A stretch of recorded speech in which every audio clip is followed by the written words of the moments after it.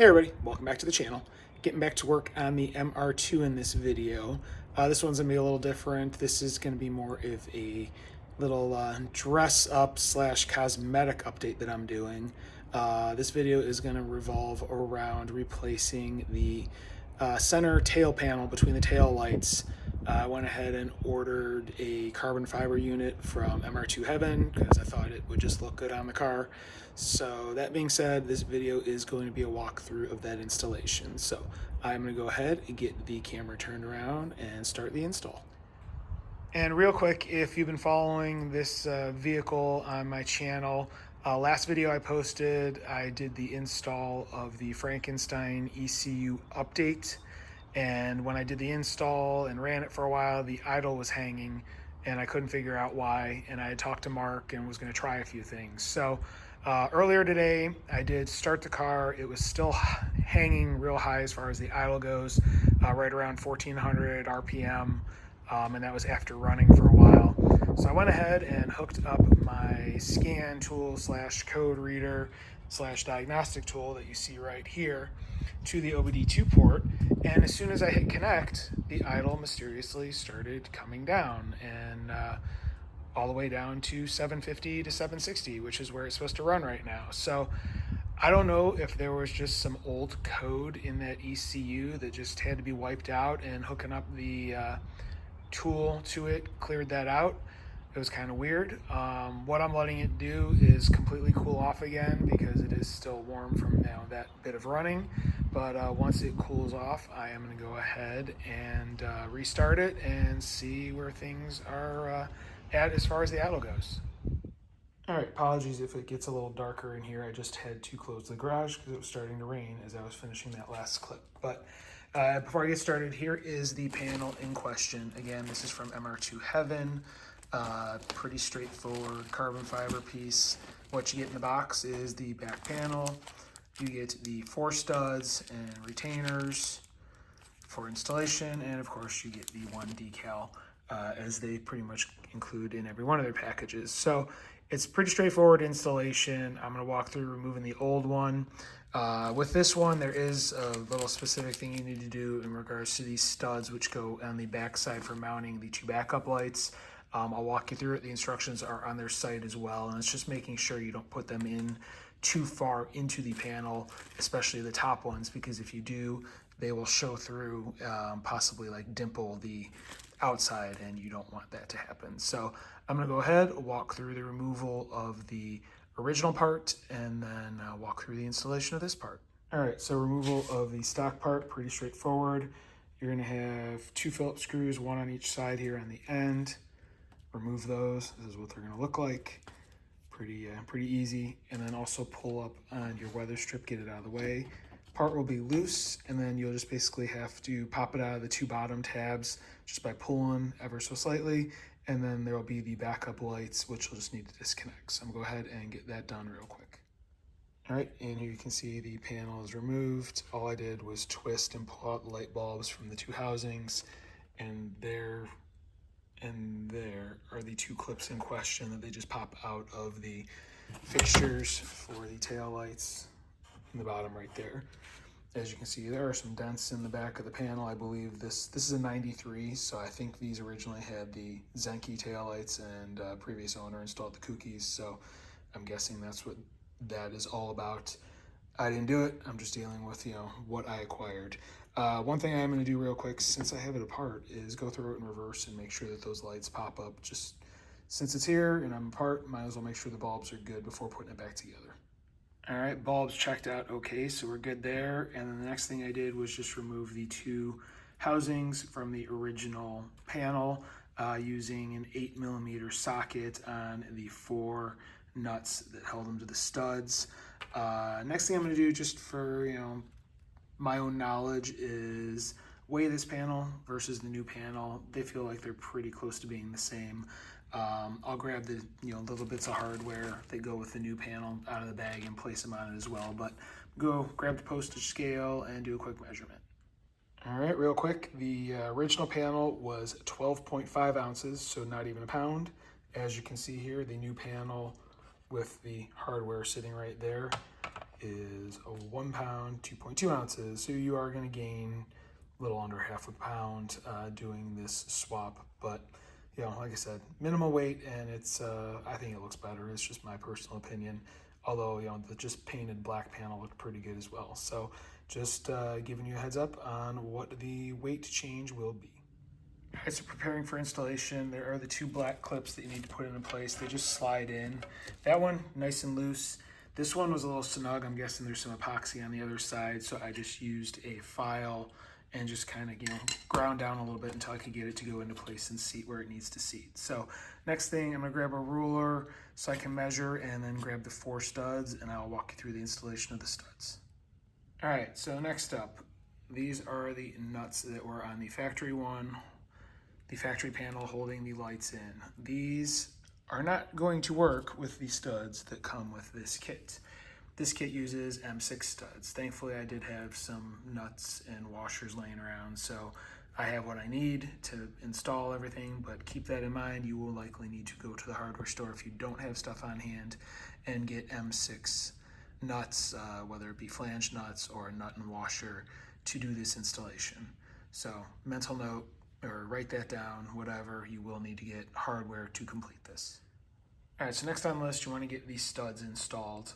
They should, for the most part, have a 3mm Allen on one end. One of mine did not. This one, both ends were the same, everything else did. So, but basically what you want to do, and the instructions on the website give specific depths. I basically screwed them in until they stopped going in, and then I will back them off probably a full turn. It's much more important with the uppers than the lowers. The uppers, you don't have a whole lot of thread to grab onto. They don't go very deep. But yeah, back it off a little bit, and then when you do the install, make sure you use an Allen key to hold the stud from turning as you are tightening down your nuts. As far as mine go, the hardware I found, they were 10 mil, so I'm gonna grab a 10 mil box wrench for doing all of them. And like I said, I'm just not gonna let the studs go down. I'm gonna hold them with a Allen key and then tighten everything nice and secure. I'll just have to be careful with this one since I don't have a Allen key to go into the stud. I'll just have to hold it with a pair of pliers or figure something out. But that is what needs to be done. So I'm gonna go ahead and get the backup lights installed. All right, and there you can see the backup lights are reinstalled. I did go over both of the lenses with a little fine polishing compound just to clean them up a little bit. And then I was able to get everything tightened. You know, like I said, the 3, I basically ran them all the way down, backed them off about a full turn, and then used a Allen wrench to hold the stud while just tightening the nuts with a 10 mil box wrench. For the one that didn't have anything, I just basically clamped down on with my fingers, was able to keep it from turning as I tightened the nut. So that is installed. So next is going to be to get the wiring plugged into the bottom of these and get the panel back on the car. All right, well, there you have it. That is the installation. Like I said, it's pretty straightforward. You just have the lower clips that pop in place, and then the 2 screws in top, same as removal. You do want to try and get everything centered. As far as my opinion on how it looks after it's installed, I think it looks really good. I like the carbon fiber look in between the taillights. I think it looks pretty good. Happy with that. Only concern is the clips on the bottom. It's got some play in it. It's a little loose. I'm almost wondering if I might try and put something behind those clips that go on the bottom so they're not as loose, and maybe that'll tighten it up. Other thing is the lock cylinder, whereas the stock one, it comes out and it's flush. This one, it's not, so you can kind of see a gap there. Not really that thrilled with that. And kind of from the side view, you can see how the bottom kicks out ever so slightly versus the top in comparison to the tail light. So I may do some fine-tuning adjustments with these, but yeah, I'm gonna see, and I'll let you know what I do. I'm gonna kind of think about it, see what I want to do with this panel. All right, doesn't look much different, but much happier with how it sits now. Did a couple of things to try and fix it, and if you look at like the lock cylinder, it's pretty much centered now. The issue, I did a couple of things. One, I added one piece of electrical tape wrapped around the clips that go in the bottom just to try and make it a little bit of a tighter fit.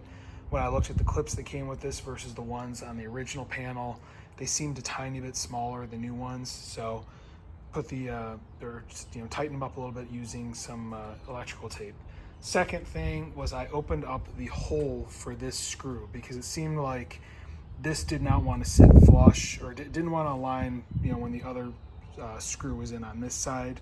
And I think that's what was the problem, was I was trying to pull this in too much to get it to line up, and it was popping things out of whack and it wasn't able to center. So now I am much happier with how things sit. It definitely feels much sturdier now. The bottom's actually holding, it's not as loose. So I am gonna call this job done. All right, well, I thought I was done, but I did end up making one little tweak to it. After that last clip, I was standing here looking and I still wasn't exactly enthused on how it was sitting. This side was sitting a little low and it was actually pushing out down here because it was touching the bumper. So what I ended up doing was I pulled out the tail light and the side light and tail light, and I got a 1/16 inch thick lock washer, flattened it out, and I put that underneath the top here. So I pulled the screw out on this side, put that washer under here, and then ran the screw back through. And that gave me a better gap here where it's no longer rubbing on the bumper like it was, and it sits flush now. I can't push it in and out like I could before, and it just looks a lot better. So one little minor tweak to how everything sits, and now I am much happier with the tailpan. And a quick follow-up on the idle issues. As I mentioned previously, I was going to run it a few more times. And yeah, I mean, as you can hear now, it's running pretty good, idling much more normal than it had been. It still looks like it might be a tiny bit high. Again, that gauge reads a little high. If you plug in the actual scanner, it's probably more right around the 800, 750 to 800 where it's sitting. So I think we're pretty close. If I turn on the AC, it holds just under 1,000 on this, and then it'll kind of bounce up a little bit, which is supposed to be 950, I think it is, with the new programming. So pretty good there, I think. So one last thing is I want to check and see how this thing redlines now, make sure it's up at the 7400. So let's see what it does. Yeah, it looks like it's hitting right around 7500. So new tune, much higher redline. Looking forward to driving it and seeing how things go. And as you can see, there is temperature in it, and I got good pressure and oil temperature before I bothered running it up the red line. So happy with how things turned out with the tune now that it is done. So yeah, job well done.